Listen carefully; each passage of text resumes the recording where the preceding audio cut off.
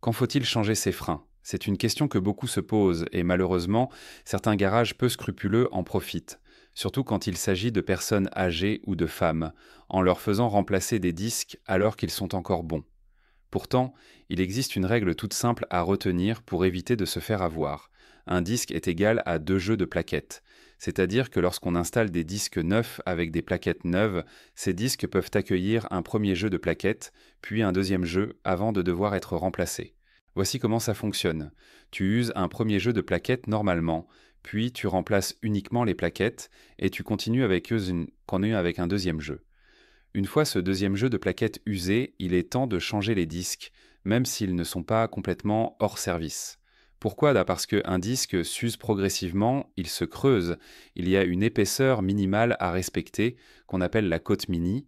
Si tu montes un troisième jeu de plaquettes, le disque sera peut-être encore bon au début, mais au milieu ou à la fin de l'usure du troisième jeu, il risque de passer en dehors des côtes. À ce moment-là, tu roules avec des disques hors normes, ce qui est dangereux et interdit. Pour savoir où tu en es, tu peux te baser sur le kilométrage. En moyenne, un jeu de plaquettes dure entre 50 000 et 60 000 km. Certains les changent à 50 000, d'autres peuvent aller jusqu'à 70 000 ou même 80 000 selon le véhicule et la conduite.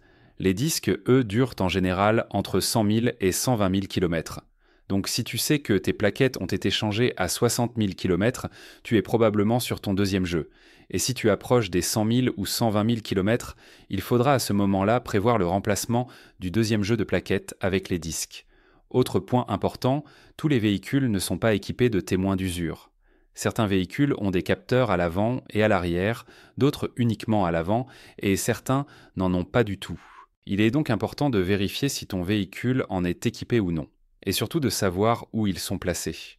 Dans certains cas, il peut même y avoir un capteur seulement d'un côté. Donc même s'il y a un témoin, il ne faut pas se fier uniquement à lui. Si tu as des capteurs à l'avant et à l'arrière, tu peux te permettre d'attendre que le témoin s'allume sur ton tableau de bord. Mais si tu n'en as pas, ou pas partout, il faut alors faire un contrôle visuel régulier.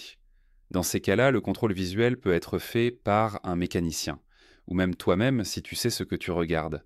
Avec une lampe de poche, tu peux voir la matière restante sur la plaquette. Si tu te rapproches de la partie métallique, il est grand temps d'intervenir, car une plaquette usée jusqu'à la ferraille endommagera ton disque et réduira considérablement ton freinage.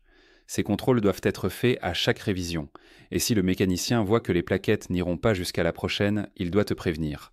Soit tu les remplaces tout de suite pour être tranquille, soit il te donne un kilométrage approximatif à surveiller pour intervenir au bon moment.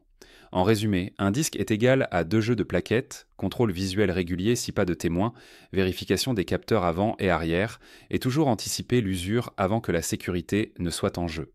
Et pour ceux qui sont capables de faire eux-mêmes l'entretien de leurs freins, le remplacement de leurs plaquettes ou de leurs disques, vous trouverez en description un lien où vous pourrez commander vos pièces à des prix parmi les plus compétitifs du marché. Si cette vidéo vous a été utile, dites-le moi en commentaire. Si vous avez des questions ou un doute sur votre propre véhicule, posez-les également en commentaire, j'y répondrai peut-être dans une prochaine vidéo. N'oubliez pas de mettre un like si vous avez appris quelque chose et surtout abonnez-vous pour ne pas rater les prochaines vidéos claires, simples et sans blabla. Merci à vous et à bientôt.